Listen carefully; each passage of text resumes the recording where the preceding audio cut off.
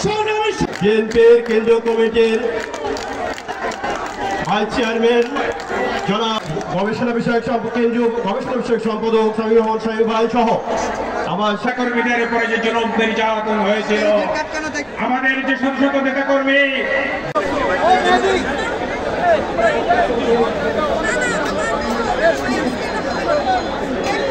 কর্মীদের উপরে যে জুলুম নির্যাতন হয়েছিল, আমাদের যে সংসদ নেতা কর্মী যেভাবে দ্রব্যমূল্যের ঊর্ধ্বগতি হয়েছিল, আমরা আমদানি নির্ভর একটা দেশ বিশ্বের কাছে প্রতিষ্ঠিত হয়েছি। আমরা যদি চিন্তা করি সময় নাই, আমাদের প্রধান অতিথি বক্তব্য রাখবেন। আপনারা দীর্ঘায়িত করব না। পরিশেষে বলতে চাই, বাংলাদেশে আমাদের প্রিয় নেতা তারেক রহমান যে 31 দফা দিয়েছেন, 31 দফায় বাংলাদেশের সকল সমস্যার সমাধান এর মধ্যে নিহিত আছে। এরপরে উনি বলেছেন, আমরা যদি 250 সিটও পাই, আমরা যদি 280টি সিটও পাই, তারপরও আমরা এককভাবে সরকার গঠন করব না। আমাদের সাথে যারা এই দীর্ঘদিন হাসিনা বিরোধী আন্দোলনে অংশগ্রহণ করেছেন, নির্বাচনে অংশগ্রহণ করে নাই, আমরা তাদেরকে নিয়ে জাতীয় সরকার গঠন করব, ঠিক কিনা?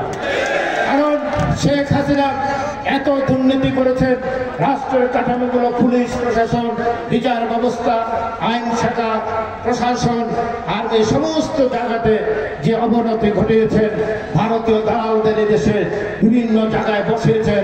এর জন্য প্রয়োজন বিএনপির একক পক্ষে সম্ভব নয়। জাতীয় সরকার সমস্ত রাজনৈতিক দলগুলোকে নিয়ে, যারা দেশপ্রেমিক তাদেরকে নিয়ে জাতীয় সরকার গঠন করে এই রাষ্ট্রকে মেরামত করতে হবে।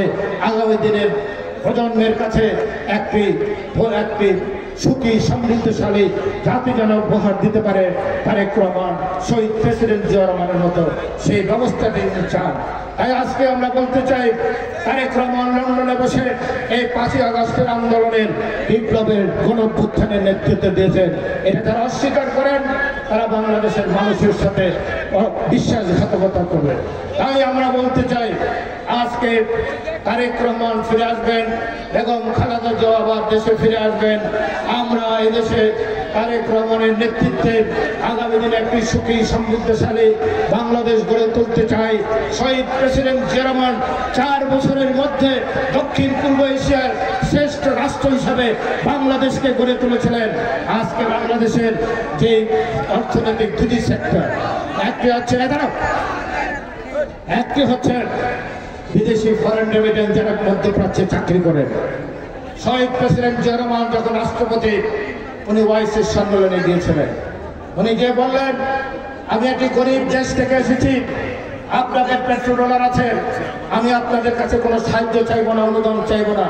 আমার দেশে দক্ষ জনশক্তি আছে, আমার দেশের লোক আছে, আপনাদের শ্রমবাজার আমার দেশের জন্য খুলে দেন, আপনাদেরও দেশের উন্নয়ন হবে, আমার দেশ অর্থনৈতিকভাবে লাভবান হবে। ওনার এই আহ্বানের পরে 40টি মুসলিম দেশ, সৌদি আরব সহ এই শ্রমবাজার খুলে দিয়েছিলেন এবং বাংলাদেশের প্রথম ম্যান পাওয়ার মিনিস্টার হয়েছিলেন এসএমআরইএটি, উনি এই মন্ত্রণালয় করেছিলেন শহীদ প্রেসিডেন্ট জিয়া রহমান। আজকে 1.5 কোটি মানুষ মধ্যপ্রাচ্যে চাকরি করেন, ব্যবসা করেন। এই 2 লক্ষ কোটি টাকার যে রেমিটেন্স আসে, এর জন্মদাতা শহীদ প্রেসিডেন্ট জিয়া রহমান, অন্য কেউ নয়, ঠিক কিনা?